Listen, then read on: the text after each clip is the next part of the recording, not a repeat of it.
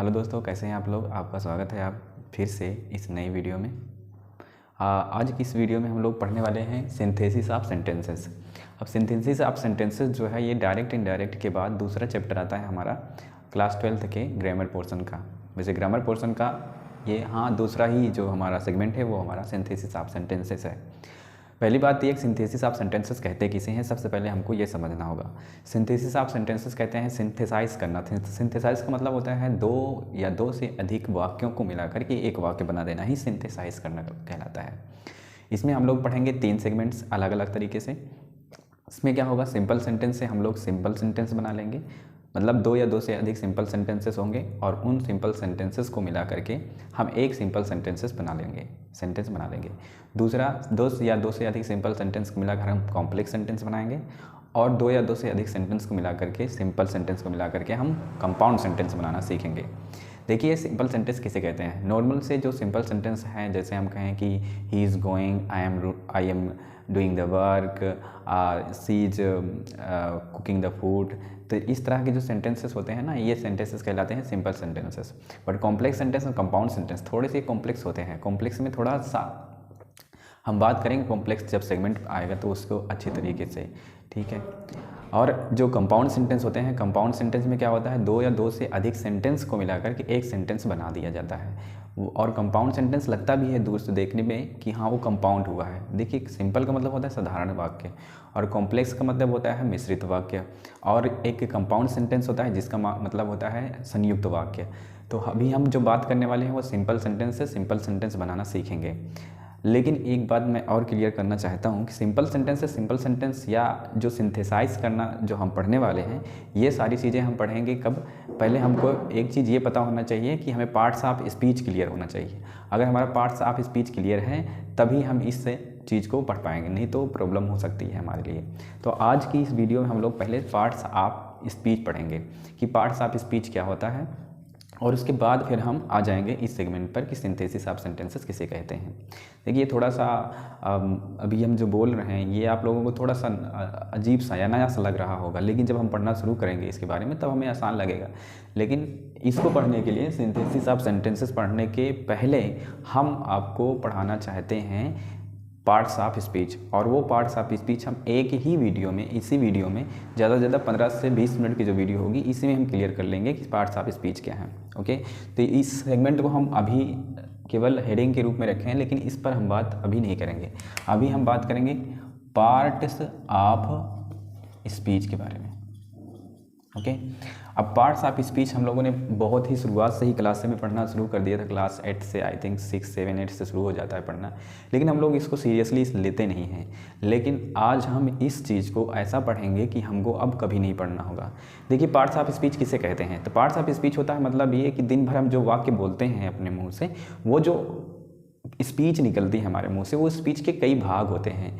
जैसे मैं अभी मैं आप लोगों से बातें कर रहा हूँ, जैसे मैंने अभी कहा मैं आप लोगों से बातें कर रहा हूँ, तो इसमें कई पार्ट हैं। देखो मैं आपसे बातें कर रहा हूँ, तो इसमें क्या है, इसमें कई सारे पार्ट्स हैं मेरी स्पीच के।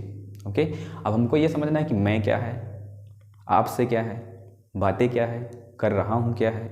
तो ये सारी चीज़ें अगर हमें पता होंगी, किसमें पता होंगी, ये हमारी पता होंगी किसमें, पार्ट्स ऑफ स्पीच में। ओके, तो पार्ट्स ऑफ स्पीच का सिंपल सही मैटर है कि हमारे मुख से जो निकलते हैं वाक्य, उस वाक्य में कितने भाग हैं, उसी को बोलते हैं पार्ट्स ऑफ स्पीच। फिर से मैं एक क्लियर करना चाहता हूँ एक वाक्य बोल करके, और जैसे Ram is sleeping on the bed, तो हम कह रहे हैं कि Ram is sleeping on the bed. ये स्पीच है जो कि मेरे मुख से निकला है।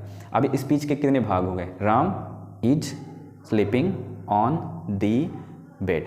अब इसमें कितने पार्ट हो गए, कई सारे पार्ट हो गए। अब हमको ये समझना है कि राम क्या है, बेड क्या है, ऑन क्या है। अगर ये पता होगा, मतलब ये कब पता होगा, जब हम पढ़ लेंगे पार्ट्स ऑफ स्पीच।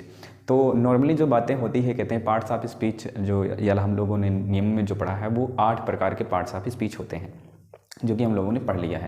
तो उन पार्ट्स ऑफ स्पीच को, 8 पार्ट ऑफ स्पीच जो हैं उनको, जैसे एक नाउन है, नाउन के बाद प्रोनाउन है, फिर उसके बाद एडजेक्टिव है, एडजेक्टिव के बाद वर्ब है, वर्ब के बाद एडवर्ब है, फिर प्रपोजिशन है, फिर कंजंक्शन है, फिर इंटरजेक्शन है। इंटरजेक्शन के बाद एक और भी है जिसे आर्टिकल्स कहते हैं, जैसे ए एंड द, ये सब भी हैं। लेकिन नौवा जो हमने कहा आर्टिकल्स के बारे में, ये हमारी पार्ट्स ऑफ स्पीच में नहीं आता।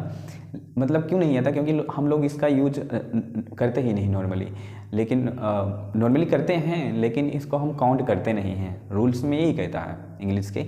लेकिन ठीक है, हम लोग 9 पार्ट्स ऑफ स्पीच के बारे में बातें करेंगे आर्टिकल को लेकर के। पहली पार्ट्स ऑफ स्पीच हमारी है कौन सी? तो पहली पार्ट्स ऑफ स्पीच है हमारी नाउन। ओके, नाउन को हिंदी भाषा में हम लोग संज्ञा कहते हैं, ये तो पता है हम लोगों को। अब संज्ञा किसे कहते हैं? तो ये तो हम पहले से पढ़ चुके हैं। हिंदी में कहते हैं किसी भी व्यक्ति, वस्तु, स्थान, गुण, कार्य, अवस्था के नाम को संज्ञा कहते हैं। लेकिन संज्ञा क्या चीज़ है? हमारे आसपास की जो भी चीज़ें हैं सब संज्ञा है। चाहे दीवार हो, चाहे कैमरा हो, चाहे बोर्ड हो, मार्कर हो, मैं हूँ, ये हाथ है, एनीथिंग, पंखा है ना, लाइट्स हैं, ये फर्श है, स्टैंड है, दरवाज़ा है, ये सब नाउन है। लेकिन नाउन के कई भाग होते हैं जो कि हम लोग हो सकता है कि आज की इस वीडियो में क्लियर कर पाएँ।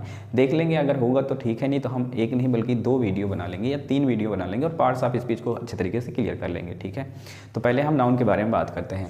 तो नाउन किसे कहते हैं? किसी भी व्यक्ति, वस्तु, स्थान, गुण, कार्य, अवस्था के नाम को संज्ञा कहते हैं। और अंग्रेजी में इसका जो परिभाषा होती है वो है a noun is the name of person, place, quality और थिंग, मतलब एनीथिंग। तो अभी हमको ये नहीं समझना है कि ये परिभाषा और भाषा क्या है, हमको समझना है कि नाउन क्या चीज़ें होती हैं। तो नाउन भी हमने बता दिया, कोई भी चीज़ नाउन होती है। अब ठीक है, हमने कह दिया नाउन है। अगर हम कहें, एक सेंटेंस बोलें, हम कहें कि Shyam is eating the food. Shyam is eating the food. अब ये जो हमारी पूरी पार्ट्स ऑफ स्पीच है, ये स्पीच है हमारी पूरी, लेकिन इसमें पार्ट्स कौन से हैं? श्याम है, इज है, ईटिंग है, द है, फूड है। अब इसमें क्या क्या है? फूड को हम एक तरफ रख लेते हैं, ईटिंग को एक तरफ रख लेते हैं, श्याम को एक तरफ रखते हैं।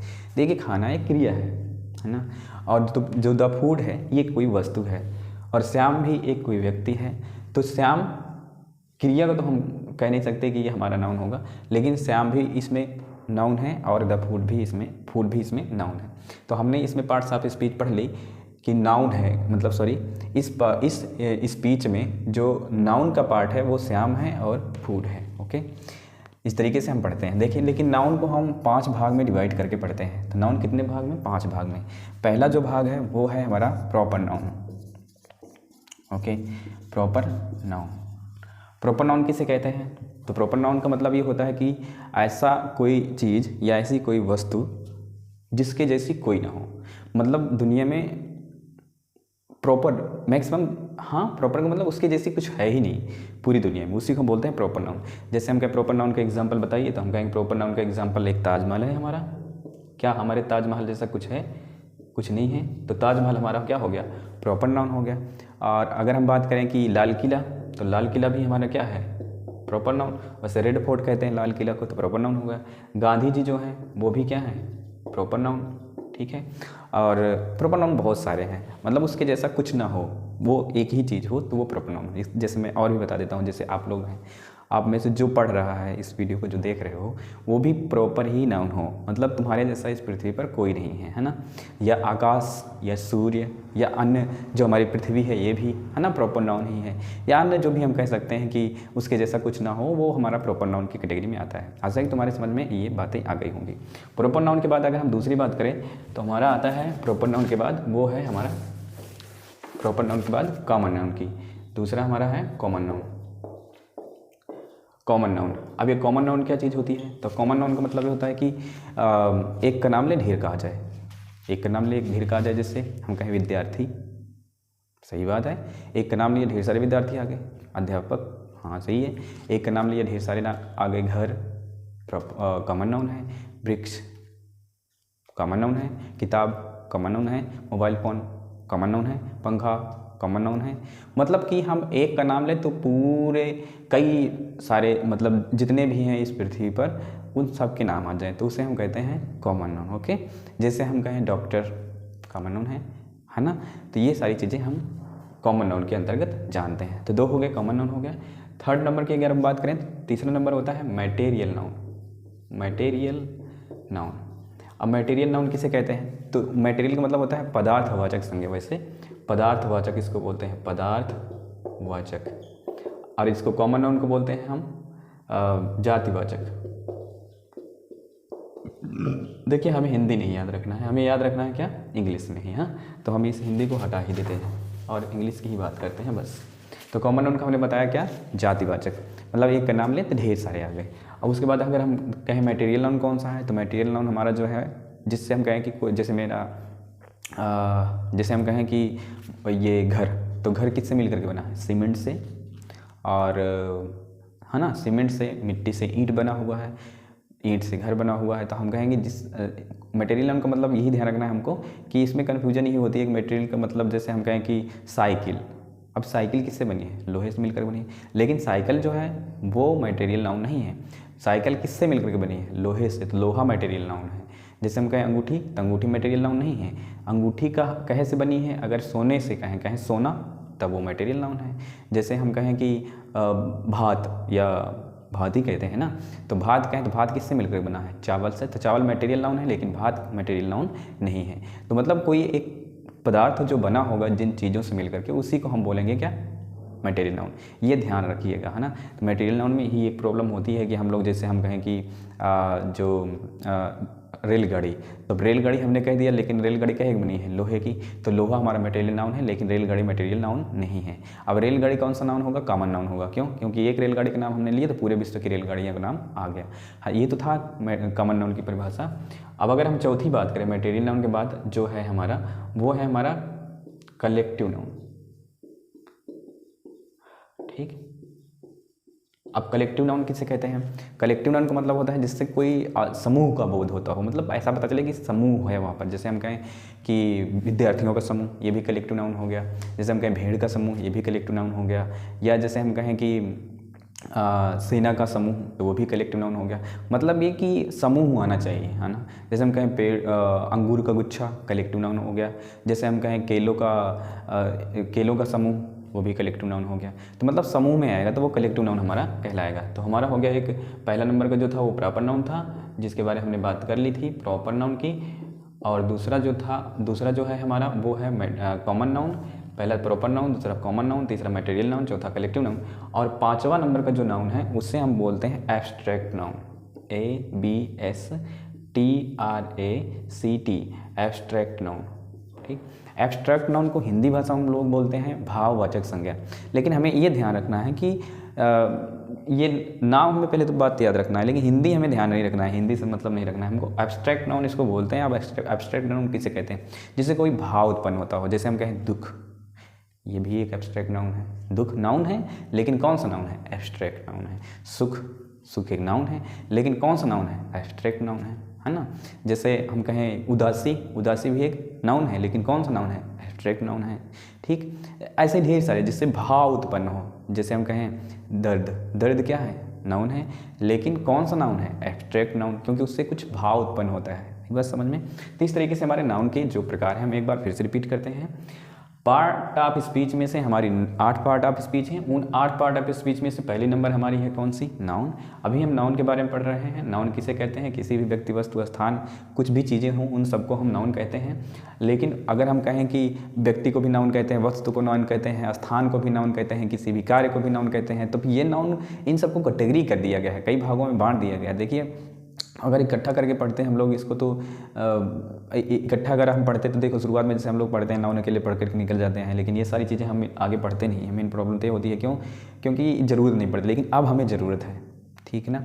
जैसे हम कोई भी पिछले जो विज्ञान या कुछ अन्य सब विषयों के बारे में हम लोग जो पढ़ते थे, तो उसमें छोटी छोटी बातें नहीं बताते थे, बस ऊपर बड़े बड़े टॉपिक्स के बारे में बातें कर ली जाती थी, अंदर उसमें उस टॉपिक में नहीं जाया जाता था, क्योंकि जो सिलेबस था उसी में हमको बात करना था। अब लेकिन हमको ये पूरा समझना है अच्छे तरीके से। नाउन को हम 5 भाग में डिवाइड किए हैं। एक है हमारा प्रॉपर नाउन। प्रॉपर नाउन किसे कहते हैं, ऐसा कोई नाउन जिसके जैसा कुछ भी ना हो, जैसे महात्मा गांधी जैसा कोई भी नहीं है। और भी जैसे हैं, हम कहें कि जो बिडेन जो कि अमेरिका के राष्ट्रपति हैं, उनके जैसा कोई नहीं है, तो वो भी हैं हमारा प्रॉपर नाउन। मैं भी प्रॉपर नाउन, मैं मतलब मेरा नाम, और आप जो वीडियो देख रहे हो आप भी एक प्रॉपर नाउन ही हो, है ना। तो मतलब उसके जैसा कुछ नहीं, जैसे गांव का नाम भी कह सकते हैं, कोई शहर का नाम भी कह सकते हैं, कोई देश का नाम भी कह सकते हैं, सब प्रॉपर नाउन में आते हैं, मतलब उसके जैसा कुछ होना नहीं चाहिए। अब समझ में आ गया होगा आपके। दूसरा है कॉमन नाउन। अब कॉमन नाउन किसे कहते हैं? एक का नाम लें तो पूरी दुनिया के चीज़ों का नाम उससे हो जाए। जैसे दरवाज़ा, दरवाज़ा तो पूरी दुनिया में बोला जाता होगा। छत पूरी दुनिया में होगा। जैसे फर्श पूरी दुनिया में होगा। मोबाइल पूरी दुनिया में होगा, है ना। तो एक का नाम ले तो सब का बोध हो जाए तो वो कॉमन नाउन होता है। मटेरियल नाउन का मतलब हमने बताया कि जैसे साइकिल जो है वो साइकिल किस चीज़ से बनी है? लोहा से। तो जिस चीज़ से कोई पदार्थ, बड़ा पदार्थ बना हो जिस चीज़ से, वही हमारा मटेरियल नाउन हो। हाइड्रोजन भी मटेरियल नाउन है, चावल भी मटेरियल नाउन, तेल भी मटेरियल नाउन, धान भी मटेरियल नाउन, सीमेंट भी मटेरियल नाउन, पानी भी मटेरियल नाउन। ओके। उसके बाद अगर हम कलेक्टिव नाउन की बात करें तो कलेक्टिव नाउन किसे कहते हैं? जिससे कोनो बोध हो समूह का। जैसे हम कहें बच्चों का झुंड, जैसे हम कहें भेड़ का झुंड, जैसे हम कहें आर्मी का समूह, ऐसे ही सब कलेक्टिव नाउन होता है। उसके बाद एब्स्ट्रैक्ट नाउन आना। एब्स्ट्रैक्ट नाउन किसे कहते हैं? भाववाचक संज्ञा होती है। भाव उत्पन्न हो, सुख, दुख, दर्द, आराम, ये सारी चीज़ें क्या होती है? Abstract noun. ओके। आशा है कि आपको ये नाउन समझ में आ गया होगा। अब इसके बाद हम नाउन के बाद प्रोनाउन की बातें करते हैं। देखिए प्रोनाउन को हम ज़्यादा डिवाइड नहीं करेंगे, वैसे ये वीडियो ज़्यादा लंबी हो जाएगी अगर हम ज़्यादा वो करेंगे, तो मैक्सिमम 15 से 20 मिनट तक इस वीडियो को 20 मिनट तक के बीच में रखना है। ओके। तो हम इसको चाहते हैं कि एक नाउन तो हो गया ये बड़ा सेगमेंट, इसके बाद भी अभी सेगमेंट्स हैं, अभी हमको और भी पढ़ना है। जैसे प्रोनाउन को के बारे में हमको पढ़ना है, तो प्रोनाउन में हम उसी प्रोनाउन की बात करेंगे जो हमारे लिए महत्वपूर्ण होगा। हम सारे प्रोनाउंस की बात नहीं करेंगे, वैसे कि सिलेबस में या किताबों में या अन्य जगहों पर भरा पड़ा है 10 प्रकार के, 11 प्रकार के, 9 प्रकार के, लेकिन हम जो इंपॉर्टेंट होगा, महत्वपूर्ण होगा, हम उसके बारे में बात कर लेते हैं। अभी बात कर लेते हैं प्रोनाउन की। ओके। तो इसे हम मिटाते हैं और फिर आगे हम प्रोनाउन के बारे में बात करते हैं। अब आ गए हम प्रोनाउन में। प्रोनाउन किसे कहते हैं अब ये समझते हैं। देखिए नाउन तो हमारी समझ में तो आ गया होगा, अगर नहीं समझ में आया तो एक बार इसे फिर से देखिएगा, आपके अच्छे समझ में आ जाएगा, आशा है मुझे ऐसा। अब प्रोनाउन के बारे में अगर हम बात करें, प्रोनाउन किसे कहते हैं? देखिए अभी जो नाउन था उस नाउन के स्थान पर जो शब्द यूज करेंगे उसे हम प्रोनाउन कहेंगे, ठीक ना। जैसे हम कहें कि राम, तो राम को हम ही कह सकते हैं। जैसे हम कहें सोनू, सोनू को हम ही कह सकते हैं। जैसे हम कहें कि दिव्या, दिव्या को हम सी कह सकते हैं। जैसे हम कहें कि चींटी, चींटी को हम ईट कह सकते हैं। ओके।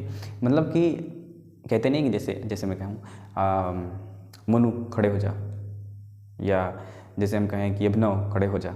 अब अभिनव हमने कहा या मोनू हमने कहा, या हम कहें कि वर्षा खड़ी हो जाओ, नाम हमने लिया खड़ी हो जाओ। लेकिन अगर इसके स्थान पर हम कहें कि तुम खड़े हो जाओ, तो वर्षा को हमने क्या कहा? तुम। जैसे कोई नाम है अमन, तो हमने कहा अमन खड़े हो जाओ, तो अमन का हमने नाम लिया, लेकिन अमन के जगह आप कहते हैं तुम खड़े हो जाओ, तो अमन को ही हमने क्या कह दिया? तुम कह दिया। तो मतलब नाउन जो था उसी के स्थान पर हमने जो शब्द यूज किया वही हमारा क्या कहलाता है? प्रोनाउन कहलाता है। ओके। अब तो प्रोनाउन तो समझ में आ गया होगा, लेकिन प्रोनाउन के कई पार्ट हैं, उनकी हम बात अभी करते हैं। और भी अगर मैं चाहता हूँ और आपको समझ में आ जाए प्रोनाउन किसे कहते हैं, फिर से एक बार बताता हूँ कि नाउन के स्थान पर जो शब्द हम यूज करेंगे उसे हम प्रोनाउन कहेंगे। जैसे हम कहें कि इस टेबल को हटाओ, तो हमने टेबल को क्या कहा? इस। तो टेबल के स्थान पर हमने इस शब्द यूज किया ना, इसे हटाओ, तो टेबल को हटाओ या तो इसे हटाओ, तो दोनों एक ही तो बात हुई ना, है ना। जैसे हम कहें कि बच्चों को सोने दो, ऐसा हम कहें बच्चों को सोने दो, या तो बच्चों को सोने दे कहेंगे तो बच्चे जो हैं वो तो हमारा नाउन हो गए। लेकिन अगर कहें उन्हें सोने दो, तो बच्चे के स्थान पर हमने कौन सा शब्द यूज किया? उन्हें। तो जो उन्हें है वो हमारा प्रोनाउन है। तो समझ में आ गया होगा प्रोनाउन किसे कहते हैं। नाउन के स्थान पर जो शब्द यूज करेंगे उसे हम प्रोनाउन कहेंगे। ओके। अब प्रोनाउन के भी कई सारे पार्ट हैं, लेकिन पहला पार्ट हमने कहा कि जो ज़्यादा हमारे लिए महत्वपूर्ण होगा, इंपॉर्टेंट होगा, उसकी ही हम बात करेंगे। पहला जो है वो है हमारा पर्सनल प्रोनाउन। पर्सनल प्रोनाउन, ठीक है। मैंने थोड़ा सा वो शब्द को थोड़ा बड़ा करना शुरू कर दिया है। पहले मैं छोटा छोटा लिखता था, तो आशा है कि आप लोगों को दिखता होगा अच्छे से। तब भी अभी भी न दिखता हो तो बताइएगा, ठीक है। पर्सनल प्रोनाउन किसे कहते हैं? हमने बात कर ली कि हिंदी में नहीं बताऊंगा इसका, क्योंकि हिंदी में जाओगे दो चीज़ हमको याद करना होगा, तो इससे अच्छा हम एक ही चीज़ को याद करते हैं। पर्सनल प्रोनाउन किसे कहते हैं? तो पर्सनल प्रोनाउन किसी व्यक्ति के लिए यूज किया जाता है, किसी वस्तु के लिए यूज किया जाता है। वस्तु की नहीं, व्यक्ति के लिए, या कोई जीव हो उसके लिए हम यूज कर सकते हैं कौन सा नाउन? Personal pronoun. ठीक है, एग्जाम्पल के साथ समझते हैं। जैसे हमने कहा कि पर्सनल प्रोनाउन कौन कौन से होते हैं, तो एक ही होगा। अब ही किसका प्रोनाउन होगा? जितने भी मेल्स होंगे उन सब का प्रोनाउन ही होगा। जैसे हम कहें अनन्या, तो अन्य का होगा। जैसे हम कहें मनीष, तो मनीष हमने कहा तो मनीष मेल है ना, तो उसका प्रोनाउन क्या बनेगा? ही। तो हम मनीष को मनीष कह के बुला सकते हैं, या तो कहेंगे ही करके हम उसे बुला सकते हैं। ठीक, जैसे हम कहें कोई सी है, ठीक है, सी किसका प्रोनाउन होगा? जितनी भी फीमेल्स होंगी उन सब का जो प्रोनाउन होगा वो सी होगा। जैसे हम कहें कि तनु, अब तनु जो है, तनु को कह सकते हैं हम तनु, या तो हम कह सकते हैं तनु के स्थान पर सी। ओके, और बात करें, जैसे हम कहें इट किसके लिए यूज किया जाता है? तो इट यूज किया जाता है छोटे छोटे जीवों के लिए। जैसे चींटी हो गई, चींटी को हम इट कह सकते हैं, है ना। जैसे कहते हैं चींटी को भगा दो, या हम कहें इसे भगा दो, तो चींटी कहा या इसे कहा, तो चींटी जो थी वो नाउन हो गया, इसे कहा तो प्रोनाउन हो गया। ठीक ना, इट हो गया। जैसे हम कहें दे है ना, तो दे भी हमारा पर्सनल प्रोनाउन है, वी भी पर्सनल प्रोनाउन है, आई भी पर्सनल प्रोनाउन है। तो आई, we, they, he, C, it, ये सब कौन से प्रोनाउन कहलाते हैं? तो ये सारे हमारे कहलाते हैं पर्सनल प्रोनाउन। ओके, अब पर्सनल प्रोनाउन के बाद हम दूसरा जो प्रोनाउन है उसकी बात करते हैं। पर्सनल प्रोनाउन के बाद आता है हमारा दूसरा नंबर का, जिसे हम लोग बोलते हैं रिफ्लेक्सिव प्रोनाउन। Reflexive pronoun. अब रिफ्लेक्सिव प्रोनाउन किसे कहते हैं? तो रिफ्लेक्सिव प्रोनाउन का मतलब होता है निजवाचक सर्वनाम। अब निजवाचक किसे कहेंगे? अब सिंपल सी बात है, मैं समझाता हूँ। जैसे हम कहें कि माई सेल्फ, स्वयं, जैसे हर सेल्फ, ये भी हमारा कौन सा है? रिफ्लेक्सिव प्रोनाउन है। जैसे हम कहें कि देम सेल्वेस, ये भी हमारा कौन सा है? रिफ्लेक्सिव प्रोनाउन है। जैसे हम कहें कि देम सेल्वेस के बाद आवर सेल्वेस, ये भी हमारा रिफ्लेक्सिव प्रोनाउन है। जैसे हम कहें हर सेल्फ हो गया, माई सेल्फ हो गया, देम सेल्वेस हो गया, आवर सेल्वेस हो गया, इट सेल्फ, ये भी हमारा रिफ्लेक्सिव प्रोनाउन है। ओके, तो ही हो गया, ही का, सी का हो गया, हिमसेल्फ। ओके, जैसे हम कहें हिमसेल्फ, ये भी हमारा रिफ्लेक्सिव प्रोनाउन है, मतलब स्वयं के लिए। जैसे हिमसेल्फ, माई सेल्फ, ये सारे शब्द जो होते हैं वो रिफ्लेक्सिव प्रोनाउन के अंतर्गत आते हैं। ओके, अब रिफ्लेक्सिव प्रोनाउन के बाद हम तीसरी बात जो है कर लेते हैं। तीसरा जो हमारा है वो है रिफ्लेक्सिव प्रोनाउन के बाद हम बात कर लेते हैं डेमोन्स्ट्रेटिव प्रोनाउन की। Demonstrative pronoun. अब डेमोन्स्ट्रेटिव प्रोनाउन किसे कहते हैं? डेमोन्स्ट्रेटिव के बाद हमारा जो चौथा नंबर का आता है वो आता है डिस्ट्रीब्यूटिव प्रोनाउन। देखिए इस शब्द से क्या दिख रहा है? डिस्ट्रीब्यूटिव, और ये वाले शब्द से क्या दिख रहा है? Demonstrative pronoun. Okay, demonstrative pronoun का मतलब होता है संकेतवाचक सर्वनाम। अब संकेतवाचक सर्वनाम किसे कहते हैं? ऐसा कोई सर्वनाम, मतलब ऐसा कोई सर्वनाम जिसको हम संकेत से पुकारते हो। जैसे यह, वह, ये, वो, ये सब संकेतवाचक प्रोनाउन होते हैं। जैसे दिस, दैट, दीज, दोज, 4 ही हमको याद रखना है बस संकेतवाचक प्रोनाउन में। दिस, दैट, दीज, दोज, बस ये हमारा संकेतवाचक यानी कि डेमोन्स्ट्रेटिव प्रोनाउन। उसके बाद आता है हमारा कौन सा? Distributive pronoun. इसको हम यहाँ पर थोड़ा सा लिख देते हैं। जैसे हमारा है दिस, दैट, दीज और दोज, ये 4 शब्द जो हैं हमारे, ये हमारे हैं डेमोन्स्ट्रेटिव प्रोनाउन के। और डिस्ट्रीब्यूटिव प्रोनाउन किसे कहते हैं? तो इसे हम वितरण सर्वनाम भी कह सकते हैं। या तो ये ऐसा है कि किसी झुंड में किसी एक को प्रदर्शित करता होगा। जैसे हम कहें कि ईच का मतलब क्या होता है? प्रत्येक। तो ईच जो है हमारा ये डिस्ट्रीब्यूटिव प्रोनाउन है। जैसे हम ईदर का प्रयोग करते हैं, जैसे हम नेदर का प्रयोग करते हैं, है ना।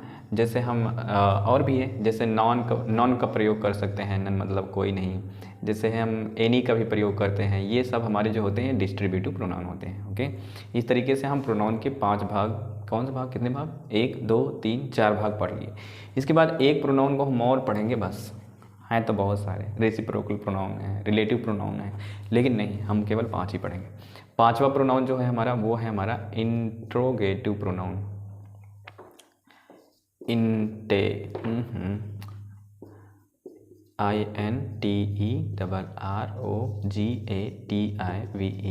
Interrogative pronoun.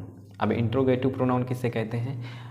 देखिए जो प्रश्नवाचक शब्द है ना वो सभी इंट्रोगेटिव प्रोनाउन में आते हैं, सब के सब का मतलब जैसे मैं दिखा रहा हूँ, जैसे वाट।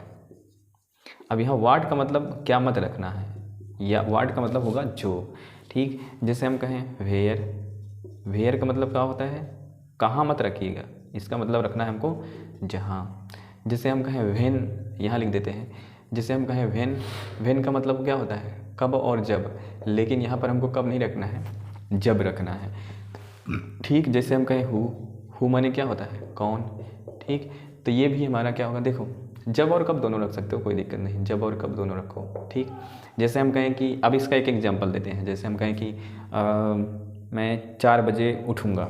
हमने कहा 4 बजे उठूँगा, तो हमने कहा 4 बजे जब ये कह दिया तो नाम हमने ले लिया कि 4 बजे उठूँगा, 4 बजे उठूँगा, तो ये हमारा हो गया नाउन। लेकिन हम कहेंगे कि जैसे कोई कहे कब उठोगे, कब उठोगे, 4 बजे को कह रहा है कब उठोगे, तो उस 4 बजे के स्थान पर हमने कब शब्द यूज कर लिया, है ना।